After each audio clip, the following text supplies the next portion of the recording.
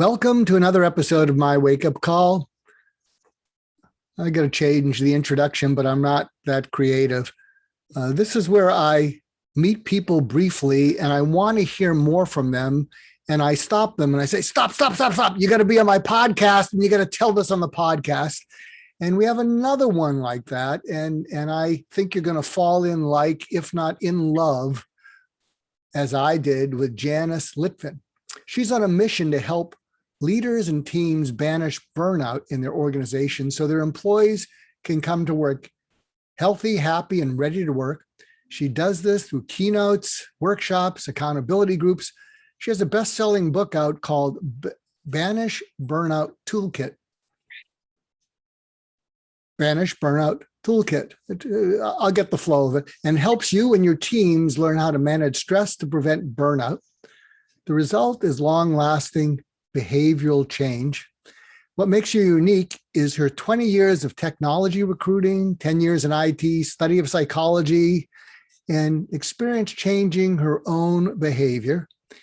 And we're going to unpack that also.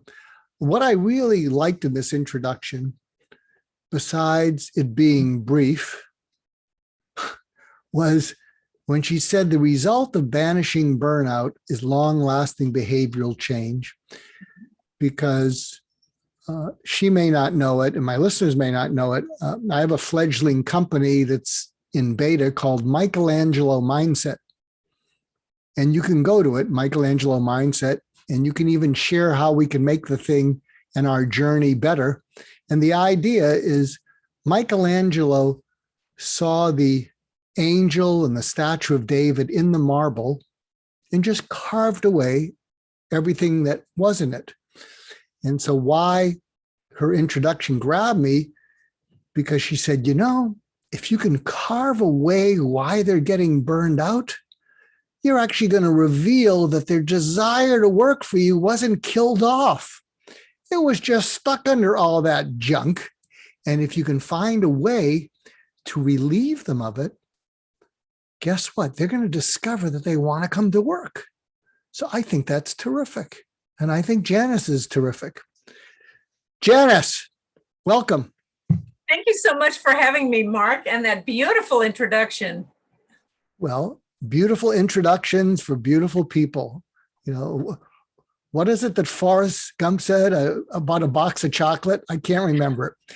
Anyway, but I will ask you what I ask all my guests, kind of what's your calling, what's your purpose? What is something that you believe that when you look back at your life, you'll say, I think this will still be it. And then share the story of Janice and what led you to that, and take us down some winding roads and some cliffhangers, and we'll have a great time. Well, it's funny, Dr. Mark, because I have gone through a lot of winding roads. When I was in high school, my mother said, a girl with a technical degree will never go without a job. And so I majored in math and became a computer programmer. There was only one key problem. I didn't like being a computer programmer. I realized very quickly I love spending time with the users and doing trainings. And so that was the beginning back then of my foray into becoming a stand-up trainer, so to speak.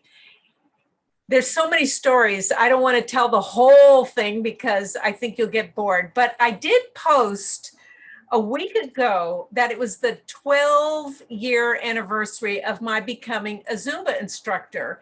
And so I'll start there, because after 20 years of being a technology recruiter with a long technology background, including the tech training, we hit a recession, as everybody knows, in 2008, and there were no jobs, so there was no recruiting. And after 20 years, I was ready for a change. So I had no idea what to do. I was just stupefied, so to speak. But I thought, it's time to get in shape. So I would drop my son off at school and I'd be ready to go straight to the gym every day. I started out on the recumbent stationary bike, then the sit-up, then the treadmill, and then I ventured into the group fitness room and found Zumba fitness. And after a few months, I did become a Zumba instructor with our founder, Beto Perez. the master. And I went along very happily teaching Zumba classes. I loved to dance and I loved helping other people be inspired and have fun and laughing. That's the best way to exercise, is be with friends and find a fun environment, something that happens regularly. But after a couple of years, I thought I still need some other mental challenge. And I went to lunch with an area Zumba trainer who was a famous in the aerobics world in the 80s. And he said, well, what have you not done in your life that you still want to do? And I said, professional speaking. So I had to drive all the way to Sacramento from San Francisco to figure out what I wanted to do. So I quickly got on my horse and joined Toastmasters and then National Speakers Association. I wanted to speak about fitness.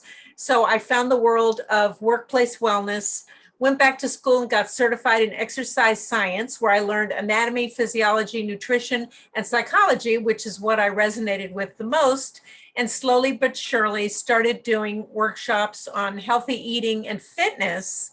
And then a few years ago, a client called and said, we want you to do a workshop on stress, but we've already done mindful meditation. We don't want all that. We want you to go deep.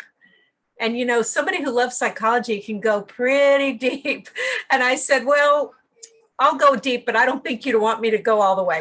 So I created this program that I called Banish Burnout. And that was it. They gave me 3 weeks notice and I pulled it off and it went over beautifully. Wow. Wow. And how did you come up with that notion? I mean, it's a wonderful title, Banish Burnout Toolkit. How did you come up with that as the focus?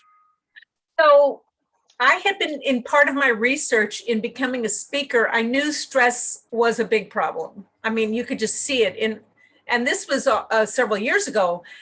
So I wanted, like she said, go deeper. So I really wanted to help people truly make change. Yes, mindful meditation is helpful. Yes, fitness is helpful. Sleep and healthy eating and getting outside, all those things are helpful, but they're more helping of the symptoms and not the cause. And I'm a person that likes to get into the root cause of things and help people get underneath why they act the way they do. For example, have you ever been in a situation where you're talking to someone and maybe they're asking for advice and you give them the advice and then they flip out and they say, you know, you shouldn't be so critical, or something like a way overreaction? That's a clue that they haven't dealt with some emotional baggage that they need to unpack and deal with. And I'm not, unless I'm a really good friend of theirs, I'm not going to say, hey, you need to let go of some emotional baggage. Nowadays, I might hand them my book. But the point is, I wanted to help people deal with situations like that, managers as well as individuals. So unpack going deeper, and I hope you're in good hands. I mean, I am a shrink and I've had a few years under my belt. So take us as deep as you can go underneath it all. Okay. So back in the 80s, I went to therapy. I went to a Jungian therapist and went to her for 8 years. And as you probably know, Jungians don't like endings. But after 8 years, I thought, okay. And 1 year before, I had already started cutting back from weekly to monthly, and she couldn't even deal with that. Her schedule was always getting messed up because of me. But anyway, so we had an ending. Fast forward maybe 10 or 15 years, and I'm noticing that there are still situations where I take things too personally or overreact to things. And so I realized, as they say, when you unpeel the onion, you get deeper and deeper and deeper. I realized there were still some things I needed to deal with in my own life. And so I went on a journey to help myself not take things so personally, not always jump to a conclusion that I'm being rejected or left out. I was feeling like the pattern in my life was I'm setting myself up for feeling rejected when really it's not about me. And then I was at a bar mitzvah party with my mother, of all places. We're dancing, we're having a good old time. And two of the cousins were off on the side chatting. Looked like friendly party chatter. But my critical mother, who I did love very much, jumps into her high gear and says, wonder what they're talking about with their heads all huddled together. And in that moment, it hit me where all those negative feelings and self-doubt and self-rejection came from. And right then and there, I realized, now I know where it came from. Now I know what to do. And what did you do?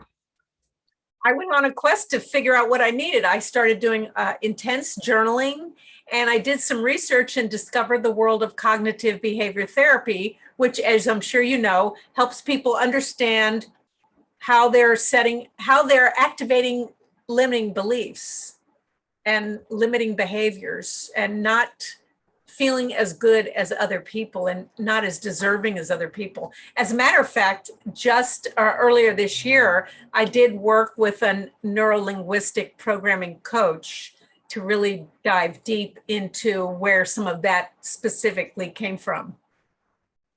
So can I share an anecdote with you? And if it triggers you, we'll deal with it. Are you open? Of course, I'm game.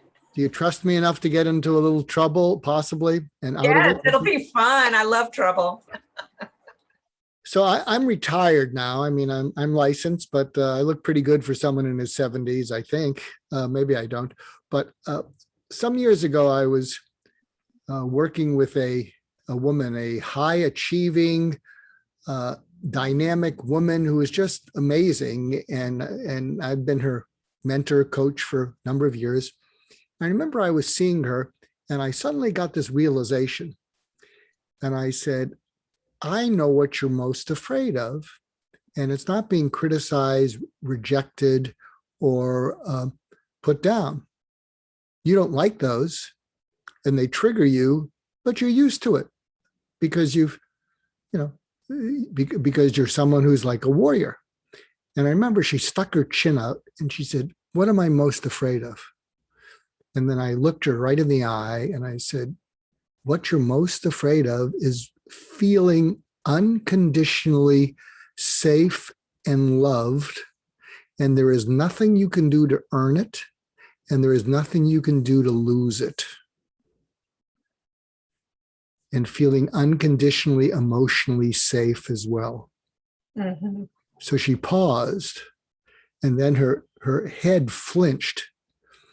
And then she started to tear up, and then she started to cry, and then she started to really cry, and she then collapsed to her side and just sort of, on her side, was on the couch for several minutes, and she just cried like a baby, maybe pun intended, like a baby. Yeah. And in about 5 minutes, she got up, her mascara was all over her. And I said, what was that about? She said, you just hit a nerve that was so deep. Right. And she said, I've lived my entire life coping and sweeping situations under the rug because I never felt safe, but I had to soldier on. Right. But I'm not healed. Right. I cope. Right. We put on a front. And coping is better than not coping. Right. But so can you understand what she might have been feeling? Absolutely. I just did a workshop earlier this week, and things come out of my mouth sometimes, even though I have exactly what I'm going to say and my PowerPoint slides and all that. But afterwards, people didn't leave the meeting. So we stayed on. And that's when the juicy bits came out. And what I realized is that every single thing that has happened in our lives has a memory, emotionally, like your body remembers a car accident, your heart and soul remember all the emotional wounds. And as much therapy and journaling and all that stuff you do to heal and going to a therapist, psychoanalyzed, it's all there. And it can just jet out at the most unexpected times. And we soldier on. In fact, I was labeled a wellness warrior this week, and I'm like, I'm not really a warrior, but thank you. And we soldier on and we put on a brave face. And I believe deeply that most people in the workplace are hiding their unresolved emotional baggage, and that deep down inside, there are children that just need love, basically. So let me ask you something. When you did this, and then it went on after the presentation, if I was an attendee in that audience, would I say that what went on after the presentation was better than the presentation? I wouldn't say it's better. I would say it was different.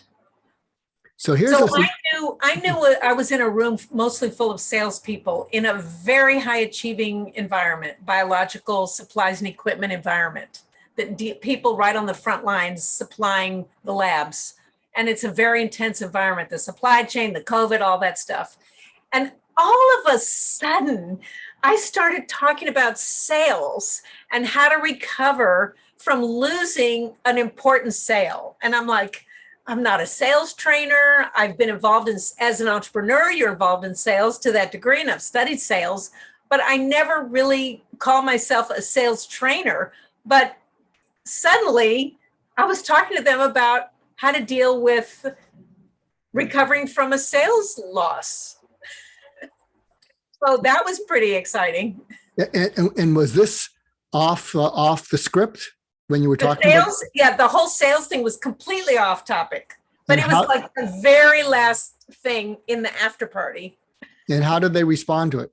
They loved it. They ate it up. They kept staying and putting things in the chat, and I stayed until the very last person left. So here's something I've been thinking of doing, but I don't know if I have the courage to do it. I gave a talk in Russia for 6 hours. It was just me. In English or Russian? I don't speak Russian, but in real time, it was translated into Russian. Yeah. And they have that way of doing it. And so I'm speaking in English. And I had PowerPoint, and the technology got screwed up. So there was a point at which I just went commando. Yeah. And I just said, oh, the heck with the technology. And when I went spontaneously, it was much better. Yes. Because what I was tracking with, and I have a feeling you're able to do this, is I was tracking with the engagement of the audience. Yes. And what I learned, and so now I try to do presentations with as little PowerPoint as possible, because I think what would happen is I would often hide behind the slides. Mm-hmm. It would screw up my tempo. And so I'd be in conflict. Should I be, for the obsessives in the audience, should I make sure that I cover all the slides? If I don't, I look unprepared. Right. Or should I respond to what I'm picking up in the audience, which is they're not as engaged. And so what I'm now doing is more and more just speaking without slides. And I have some idea where I want to go, but I'm not sure how I'm going to get there. And so I take them along on the journey. And I remember I gave a talk to a bunch of CEOs, and a couple said to me, they said, you were riveting because I didn't know what you were going to say next. And I said to him, neither did I. So I'm just sharing that with you because I think people, as they get Zoom fatigue, they get death by PowerPoint. I think you have that in you, that sensibility. And I'm just saying, I think it taps a nerve in people that have just been PowerPointed to death or Zoomed to death, that you could talk with them, engaging with them. And if you grow in that direction, it's a huge opportunity because I think audiences are hungry for that. So I had sort of a situation like that a couple of years ago. I did this program, Banish Burnout, and we had the luxury of 90 minutes instead of 60. So I had the time for 3 breakout exercises, which I had all planned out. And I gave them a handout. They knew exactly what they were doing, what page they're going to. And after each breakout where they went away, so to speak, and did their own thing and came back after 6 minutes, then we had discussion. There was much richer and much deeper discussion when they were solving each other's problems and I was there as the facilitator. I learned things, they learned things, they helped each other. And I felt like that was like you're talking about, that was the beauty and the richness of the event. And that is what people remember.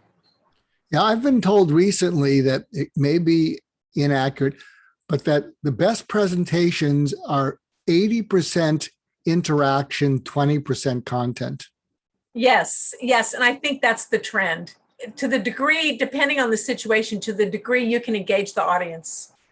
Now, I can understand if you're listening in and you're an engineer and people want to hear algorithms and Yeah. you're mutually sharing jargon that's not jargon to you because you're all specialists. I can understand that that doesn't relate to what you're listening to, but I'm guessing you wouldn't even be listening to this podcast if you were that kind of person. So it probably doesn't apply to any of my listeners. But interestingly, as an ex-software engineer, engineers have feelings too. Mhm. They might need more help pulling it out, but they do want to have fun. They do have an emotional side.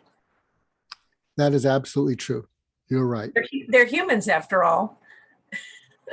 Well, that is true. So tell us more about your journey, and if, without editing it, I'd like you to imagine it's, say, 3 years from now. That's my ambivalence. 1 year is too short, 5 years is too long. But let's pick 3 years. And I would like you to imagine it's 3 years from now and you wake up, and at least in the professional part of your life, you could talk about personal if you want, but in the professional part of your life, you do a 360, it's 3 years from now, and you say, I can't believe how great it is. I can't believe what I get to do today. What would you be seeing 3 years from now? Oh, well, I have to ask you a question. What do you mean if you do a 360? That Well, infers that I'm doing something completely different. No, that's probably maybe it's a 180, meaning you Okay. wait, like, I'm a math major. You've got to be specific. So look, I'll go first because I'm a little bit older, and I'm in my early 70s, and if I wake up 3 years from now, first of all, I say, well, looks like I'm still alive. It's a good day. But if I wake up and I look out at my professional life, I think what I would think is, I can't believe that I get to interact with people that I look forward to seeing. There is not a single person that I don't look forward to seeing today. Yes. Now, I can understand I'm only human. I probably wouldn't look forward to seeing someone in which I'm going to be held accountable to something that I'm dragging my feet on. But to me, that would be amazing, as opposed to waking up and saying, oh, I got to deal with this person. I got to deal with this situation. So for me, at this stage of my life, I actually did a TEDx talk called What Made You Smile Today? You might want to check it out. So I would see myself waking up and saying, I get to smile all day because of the people I'm interacting with and what we're going to be interacting about. So if you applied the same to yourself and it's 3 years from now, what would you see? Okay. So I have done a couple of big stage events before the COVID, of course, and a lot of workshop type events. And I'm headed towards the bigger events, not just because I want the accolades and I want to be in front of a lot of people, but when I go to an event, I don't just stand up and speak. I come a day or two early. I stay a day or two after. I have meals with people. I love to talk with the people. I love to really get to know the people and let them ask me questions and try to have a deeper, bigger impact. On top of that, I offer, depending on the client, an after party, so to speak. I offer what I call the Banish Burnout Book Club. I don't charge extra for it, where people can come and we can do more of that facilitation type of work, but it's fun. It's not like work for me. I love it. And they can let their hair down, so to speak, because their managers aren't there, and they can talk amongst themselves and do a lot of problem solving in a case like that. And that to me would be a lot of fun. So how could you morph what you're doing so that it gets to be more like that? I mean, obviously you need to present something, you need to present some body of information, it is a toolkit. There's workbooks, there's exercises and whatever. but how could you morph it into it just being, or maybe it's already being that way. You know, you found something that touches a nerve. Burnout is a hot topic. People are scared that their employees are resigning in droves because they're burned out, and help us to prevent that. And then afterwards they get to spend time with you. So maybe it's already happening. It is happening. There are different forms and formats, but the content is, like you said, it's basically the same. But there's two sides to the coin. There's a blog brewing in my head, and maybe it'll become more of a real document later. Burnout is a two-way street. So when we originally talked about stress and burnout, it was all about the person. And you and I started the conversation that way. It's about understanding your deep background and changing and all that kind of thing. But there's something that the system needs to work on in terms of burnout. Long hours, over control, hyper vigilance, where you're making your employees crazy, not giving them control over their work, too many hours, weekend hours when they work Monday through Friday. And it's a huge problem in the physician world and the frontline healthcare workers. The suicide rate is the highest among physicians. This was before COVID, and now it's exacerbated. And so systemically, we need to understand that first of all, there's no work without the worker. There's no productivity without the worker. If you burn them out, there's going to be no net profits. So you've got to treat them with love and care and respect. Just like, I always tell this example, or I haven't told it in a long time.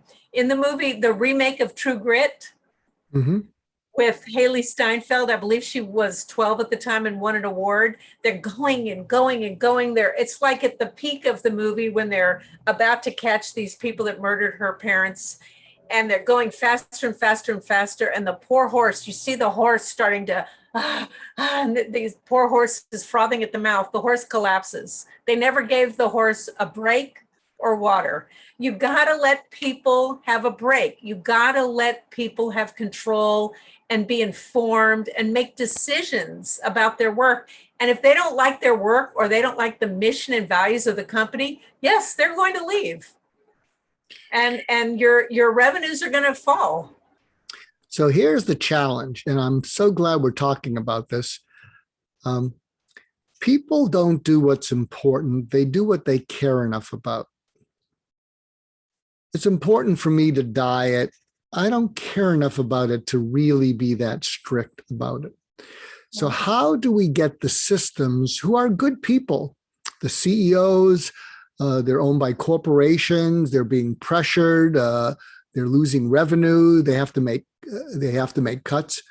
So, and you may not have an answer, and I probably don't have an answer either, but how do you get the people above who will agree with everything you just said, and they will nod from the neck up and then continue to do what they're doing? Any thoughts how we get the people from above to care enough about this so that they're willing to do this? Because it means they have to stand up to the corporations. If you're a CEO of a hospital chain, but the corporation is judging just the profit and loss, they're not going to hear anything other than it being an excuse. Any thoughts about how we can get the people in charge to care enough to make those changes?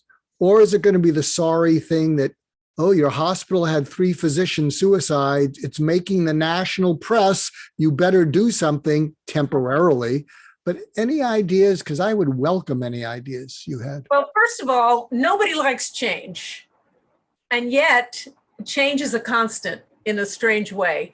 And so, yes, we're driven by the almighty dollar, especially in the case of hospitals. But interestingly, other than hospitals, which is a unique animal, other than hospitals, all the CEOs in America and the world found out that they could run their company with 100% remote work.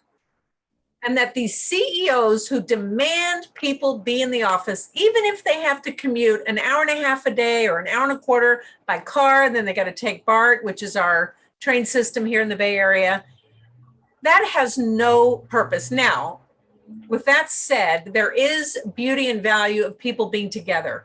But why does it have to be 5 days a week? And why does it have to be 9 to 5? Why can't they work from home 2 to 3 days a week, have some water cooler moments the other 2 or 3 days, and have their occasional Zoom meetings on the other days if they need them, and then go away and be trusted to do their work? If you treat your people with respect and treat them well and really know them and care for them like you do your family, you will earn the trust and the respect back, and they will be loyal to you. But if you abuse them, they will leave. So it's a simple dynamic, in my opinion. Now, in terms of hospitals, I don't have the exact answer. I am, interestingly that you brought this up, or we brought it up together, I am forming a small thought leader coalition to attack that specific problem. I've got some doctors on board, and I have an innovation expert and a healthcare consultant, and we're going to try to start talking through that particular problem to see how we can systemically help the healthcare system. You know, working doctors 24, 48, or 72-hour shifts is the stupidest thing I have ever heard of. It impacts the doctor or the whoever it is, and it impacts the patients. How is somebody who's napping intermittently helping a patient, how are they supposed to be sharp? Like, would you ask an airline pilot to fly for 72 hours without a break? That's ridiculous. You know, it's interesting because I've seen some doctors recently for, you know, various things I'm dealing with. And there was one, she couldn't see me. You know, I waited an hour and a half to see her and, you know, past the appointment time. But when she came in, you know, she was so professional and caring, but I could see the stress she must be feeling because they were all short staffed and everything. And I sent her a text because she also gave me, you know, I mean, she was very responsive. And I said, you're a very kind, it was a woman, you're a very kind doctor. And I could just feel how difficult it is to let that kindness shine through when you're under so much stress. And I just wanted to thank you for being my doctor. I got a text back. I'm sure she was crying. Yeah. You know, so it's amazing how, yes, make some of these systemic changes, but don't minimize what a small acknowledgement can do to people. And a lot of doctors will say, no, just take care of yourself. You know, we don't need acknowledgements. Just be compliant. Just follow through. We don't need anything.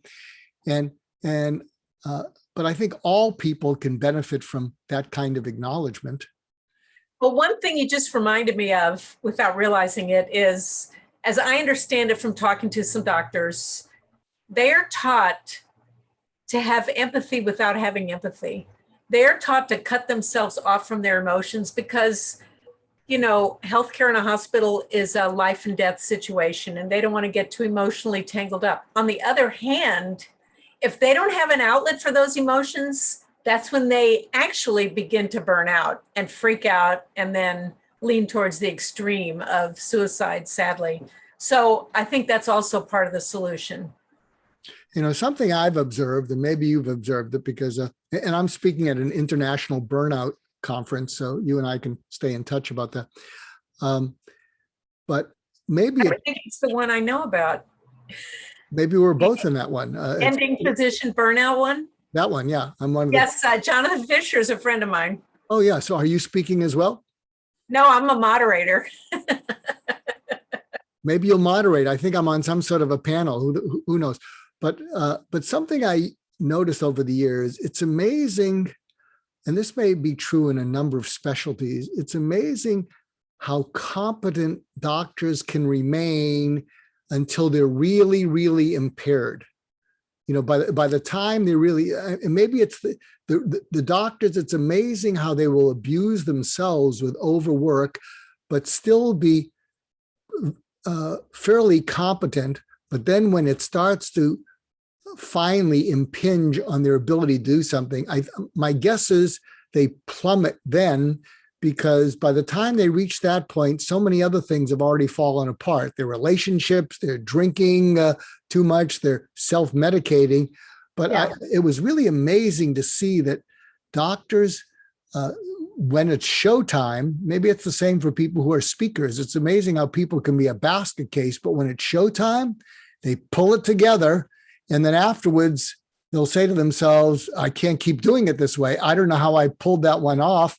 And if you're a speaker, you're smiling because you've been there, I've been there, where it's 5 minutes to showtime, and there's that immediately butterfly or panic thing, and then it's the best talk I've ever given. It's crazy. Right, and I've talked to other speakers about this. Like an hour before, I'm like, I don't even like this. Why am I doing this? I'm not good at this. Why did they hire me?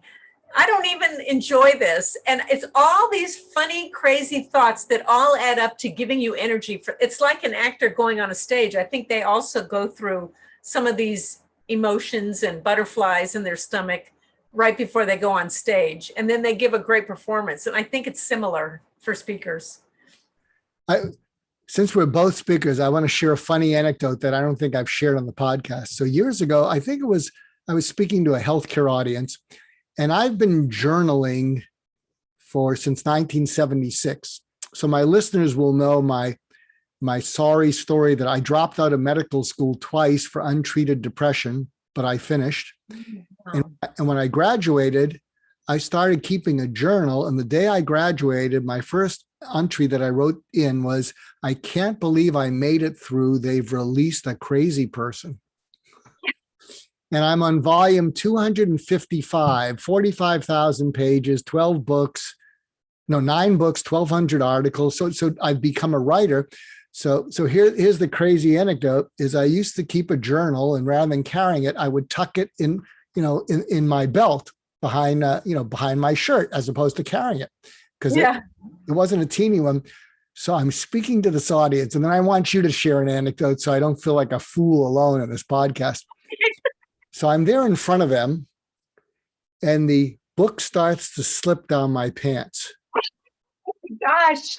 So I'm starting to look like John Wayne, the way he'd say Pilgrim, and I'm tilting myself, and I'm, from the chest up, I'm level, but I'm tilting my hips and everything because the book is falling down my pants. Oh my God. And so the people in the first few rows are looking at me like, what is going on with him? I was going through these contortions.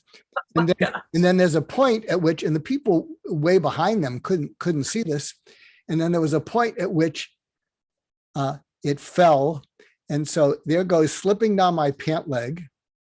And so what happens is I pause and I reach down and I pull the book out from my pant leg and I say to the audience, yes, it's true.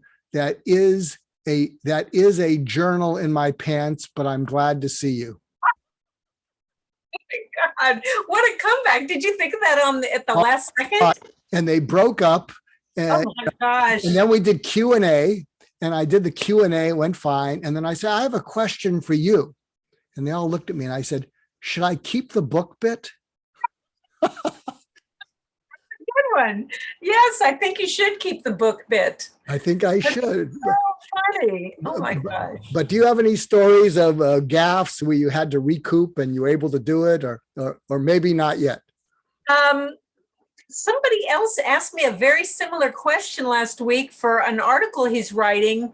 And I did think of something. Now I can't remember what I told him, but it had to do with being very, very sensitive to who was in my audience and this was several years ago before pronouns became the thing that we all talked about. And I was trying to be super, super careful about using the right pronouns.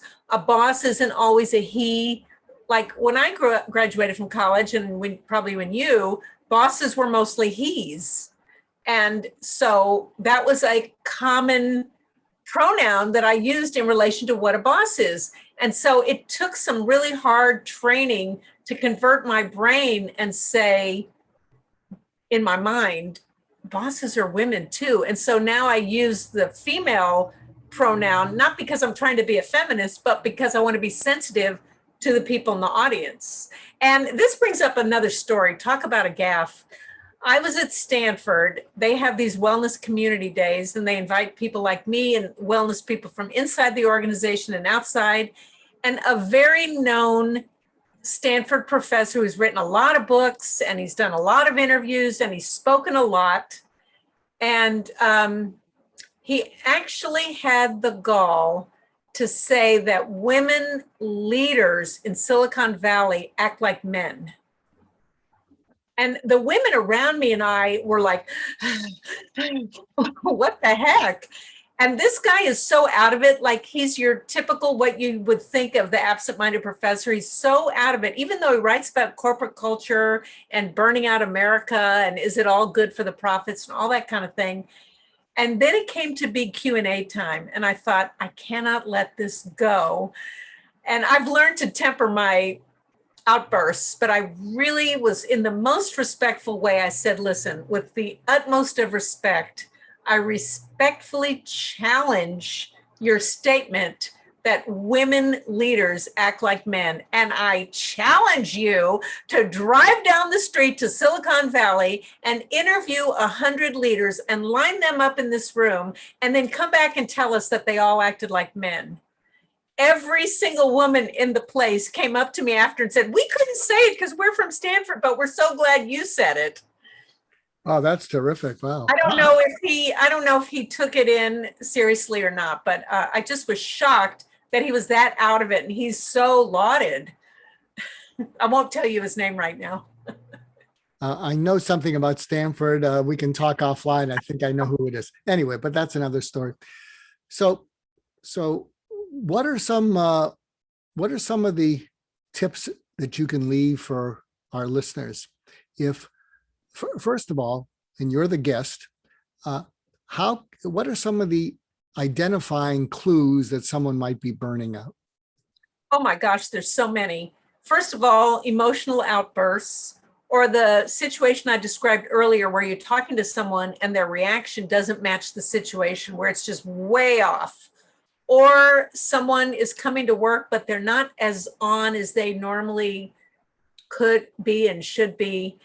Or that they are losing sleep, they're irritable, they start separating and avoiding, they're not responding to their emails and phone calls in a timely manner. They're just not doing their work the way they used to. And first of all, I want to add that it's really, really important for managers to not sweep it under the carpet and to attack the stigma of mental health issues and take that person aside and say, I notice you don't seem to be your best spinning top lately. What's going on? If you want to tell me what's going on, how can I help you? What resources can I provide? Most large organizations have something called an Employee Assistance Program, EAP. And there are therapists standing ready around the country. You make an appointment and you can get a telephone appointment with somebody for 6 weeks or whatever it is you need. And maybe you need time off. Maybe one of your children is ill. Maybe one of your elderly family members is ill. Stress, like I said before, we're humans. And a good manager, first of all, will know enough about the person that they know that they're dealing with a sick elderly family member, that they've got 3 children and they play soccer on the weekends. And they'll know enough about the person's life because they will have spent time enough and said, how's Billy? I know he had a soccer game this weekend. And it shows that you care. And that's how you develop loyalty and trust going back and forth. So it's really important not to sweep symptomatic issues under the carpet. But don't you find it a challenge that what you just shared was so valuable, but by nature, frequently men are emotionally shy by nature and default to strategy and logic, and just even being interested on that wavelength to even know about people's personal life. And we're not talking about bad, insensitive men. It's just not their strong suit. So it's a real challenge, I would imagine, that for male managers don't often get into the details of life or what they would see as the minutia. And it's mainly because they're not very good at it. Okay, this brings up a very big topic, but you brought it up. I'm going to go there. Most people are promoted for technical skills, whether it's law, finance, architecture, medicine, software, lab work, whatever it is. Some of them have emotional intelligence, most of them don't. Some people have an innate way to connect to it, and once you teach them about it, they can spark into it, but many of them can't. They need the training. They need, even if they need a checklist, Monday, call every person on your team. Here are the questions you ask them. How was your weekend? How are your children doing? How's it going in school? What were their weekend activities? How did that make you feel? You have to kind of train them into emotional intelligence and empathy, because that's the way you connect with people.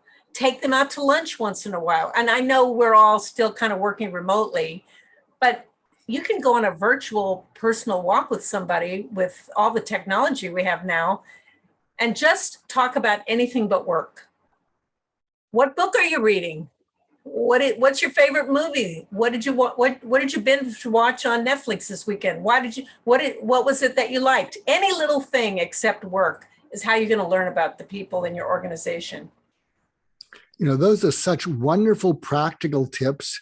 And I can tell you that the people who listen to this podcast who need that most would be thinking, boy, it's so obvious to her, but I never would have thought of those questions. And something that I'm proposing to the people that I'm working with is we guard our calendars, meaning when we have an appointment, we generally keep it because we don't want to flake out on the other person. And what you calendar, you often do. And if you can calendar, this is the time when I check in with how people are doing. Right. And these are the prompts on my computer screen about things to ask.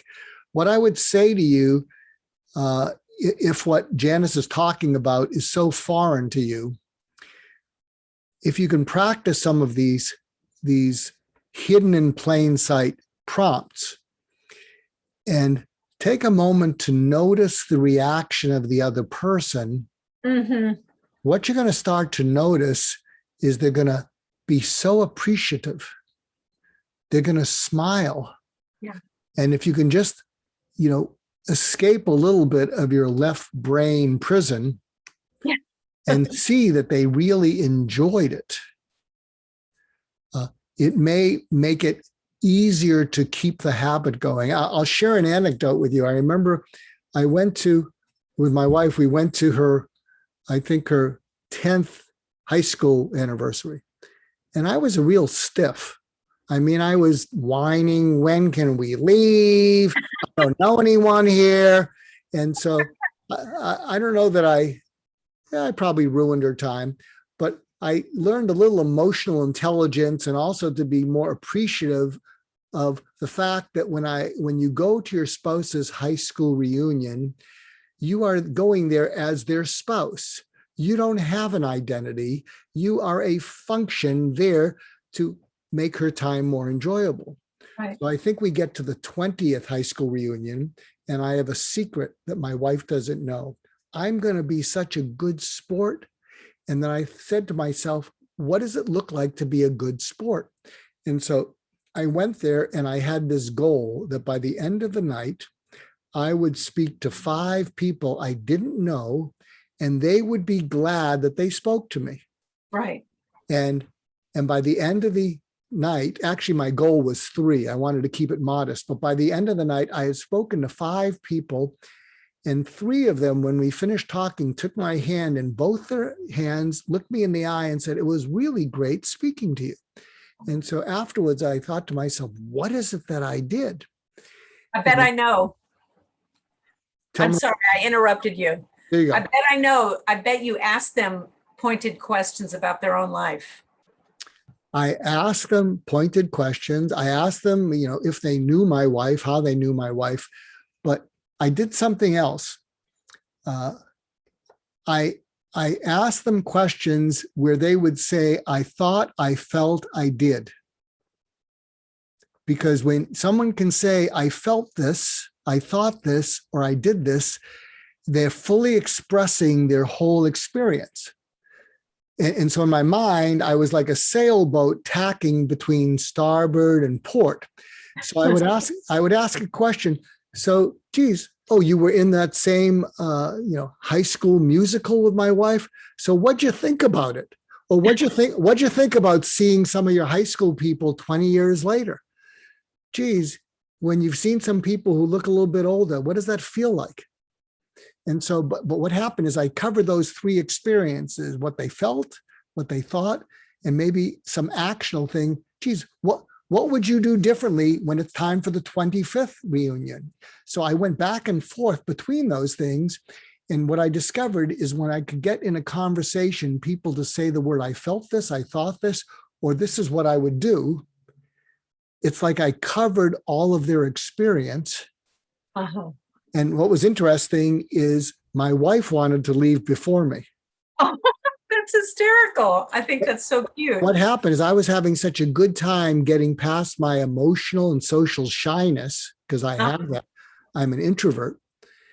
And so as we're leaving and we're driving home, I said, I had this plot that I was not only going to be a good sport, I was going to help you enjoy your reunion more than you usually do. And after I did it, I was going to say to you, I did this big favor for you. Now you owe me. Uh-oh. But instead I said to her, I had such a good time being a good sport and getting past my shyness that this one's on the house. Oh, are you keeping a tally? But it was interesting. But you've been a delight. My listeners are going to love you. And they're not only going to love you, they're going to want to check out Banish Burnout Toolkit. So where can they find out more about you? My website is JaniceLitvin.com. They can go there and download a free chapter of the book by clicking on book.